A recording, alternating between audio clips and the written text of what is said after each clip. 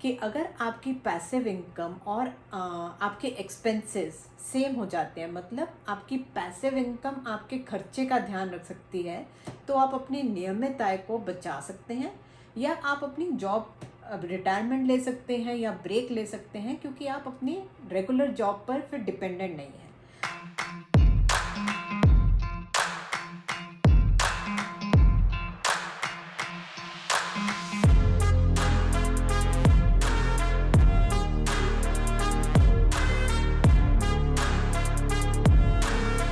हम आज के एपिसोड में बात करेंगे पैसिव इनकम के बारे में। पैसिव इनकम यानी निष्क्रिय आय। पैसिव इनकम क्या होती है, इसमें आप कौन सी इनकम शामिल करें और कौन सी इनकम को शामिल ना करें, ये हम कुछ उदाहरण के साथ डिस्कस करेंगे। पैसिव इनकम का महत्व क्या है, क्या आपको इसके ऊपर ध्यान देना चाहिए, क्या आपको अपनी पैसिव इनकम का एक टारगेट रखना चाहिए। जब भी आप कोई नई इन्वेस्टमेंट करें तो उससे पैसिव इनकम पे क्या इफ़ेक्ट हो रहा है, इम्पैक्ट हो रहा है, क्या आपको इस पर ध्यान देना ज़रूरी है।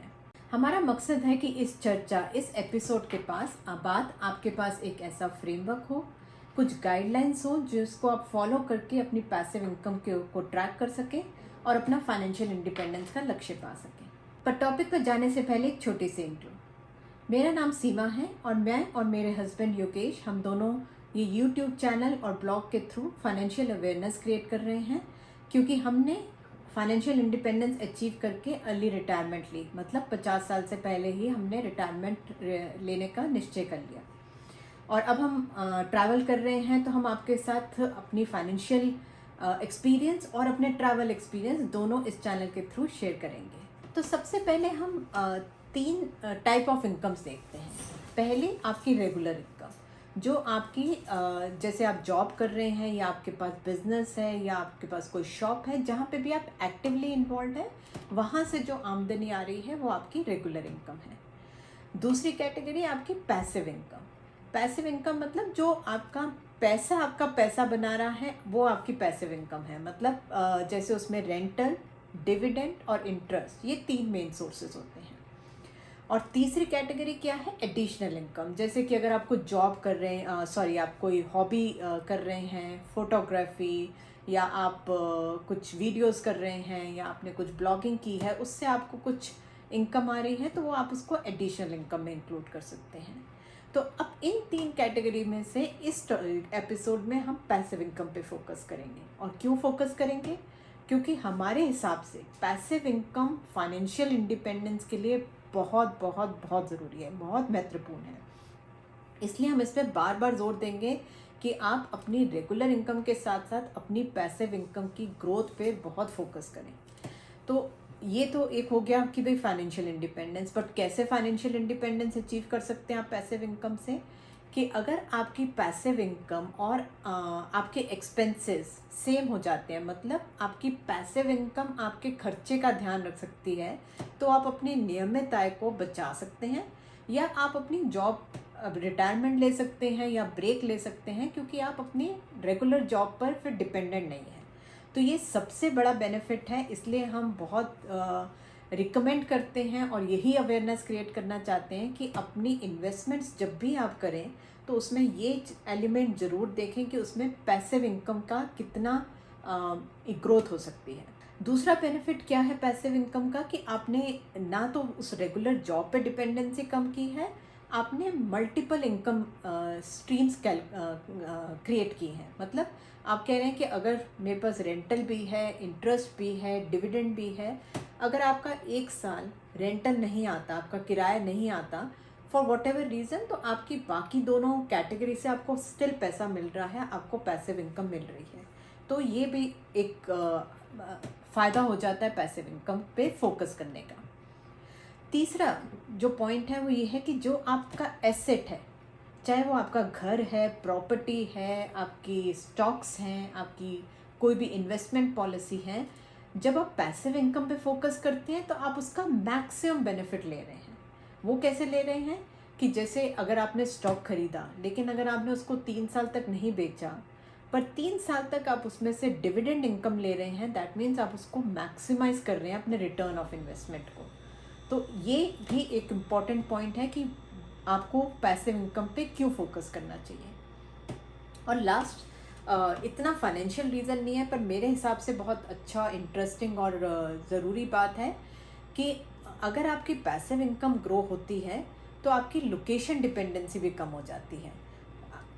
एक आप देख सकते हैं कि अगर आपकी रेगुलर जॉब पे डिपेंडेंसी कम हो रही है, रेगुलर जॉब से आप लोकेशन में बंध जाते हैं, लेकिन अगर आपकी पैसिव इनकम है, आपको रेंटल आ रहा है अपने मुंबई के घर से, तो आप अगर दिल्ली में बैठे या स्विट्ज़रलैंड में बैठे हैं उससे फ़र्क नहीं पड़ेगा, आपको फिर भी वो आपका किराया जो है आपके बैंक अकाउंट में जाएगा। तो आपकी लोकेशन डिपेंडेंसी जो है वो ख़त्म हो जाती है। ये भी बहुत इंटरेस्टिंग बेनिफिट है पैसिव इनकम का।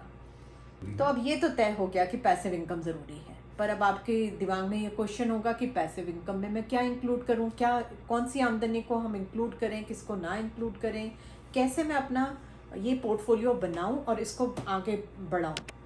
तो उसमें हम 3 गाइडलाइंस आपको देंगे जो हम भी फॉलो करते हैं हमारे फ्रेमवर्क के हिसाब से।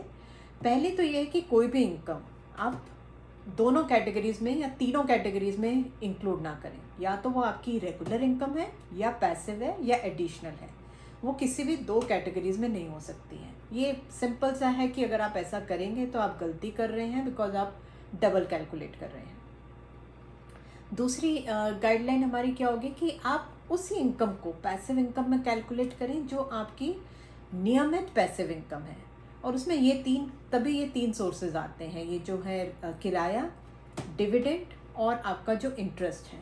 क्योंकि अगर आप उसको एक कोई वन ऑफ, अगर आपको कुछ पेमेंट हुई है आप उसको इंक्लूड ना करें, वो या तो आपका प्रॉफिट है या एडिशनल इनकम है या रेगुलर इनकम है। तो अगेन वहीं पे गाइडलाइन 1 भी आ जाती है कि आप उस तीनों में से एक में इंक्लूड करें। और तीसरी गाइडलाइन जो वो हमारी होगी वो ये है कि आपकी जो भी डेफिनेशन है पैसिव इनकम की, आप उसको कंसिस्टेंट रखें। अगर आपको कुछ भी कन्फ्यूजन है कि आपको ये कैटेगरी इंक्लूड करनी है कि नहीं करनी है, तो आप उसको हर साल चेंज नहीं करें। अगर आप उसको 1 साल में इंक्लूड कर रहे हैं तो नेक्स्ट ईयर में भी करें, 1 साल में नहीं इंक्लूड कर रहे हैं तो नेक्स्ट ईयर भी नहीं करें। अगर आप ये यूनिफॉर्मिटी, ये समानता रखेंगे तो आपको कंपेयर करने में बहुत आसानी होगी। तो ये हमारी 3 गाइडलाइंस कि आप पैसिव इनकम को कैसे कैलकुलेट कर सकते हैं और कैसे ट्रैक कर सकते हैं। हमने ये तो डिस्कस कर लिया कि पैसिव इनकम की इम्पोर्टेंस क्या है, उसको किसको इंक्लूड करना चाहिए, किसको नहीं करना चाहिए। पर आपके दिमाग में अब ये क्वेश्चन होगा कि ये पैसिव इनकम को ग्रो कैसे करना है, कैसे उस पर फोकस करना है। तो वो हम आपको अभी कुछ फ्रेमवर्क दे सकते हैं कि अगर आप ये स्टेप्स को फॉलो करेंगे तो आप डेफिनेटली पैसिव इनकम पे फोकस रखेंगे और फिर उसकी ग्रोथ पे भी ध्यान दे सकते हैं। तो स्टेप 1 हम रिकमेंड करेंगे कि आप अपनी पैसिव इनकम की डेफिनेशन बना लें। आप ये डिसाइड कर लें कि आपकी जितनी भी इनकम आ रही है, जिस भी सोर्सेज से आ रही है, उसमें से कौन सी इनकम आप रेगुलर में कैलकुलेट करेंगे, कौन सी पैसिव में और कौन सी एडिशनल इनकम है। फिर आप सेकेंड स्टेप पर आएँ, और ये बहुत ज़रूरी स्टेप है और जनरली लोग इसको इग्नोर कर देते हैं, सीधा तीसरे या चौथे स्टेप पे जाने की कोशिश करते हैं। दूसरा स्टेप क्या है कि आप अपनी पैसिव इनकम को ट्रैक करें। मतलब आपके पास ये हिसाब होना चाहिए कि आपको किस सोर्स से कितनी इनकम हर महीने या हर साल जो है वो आ रही है।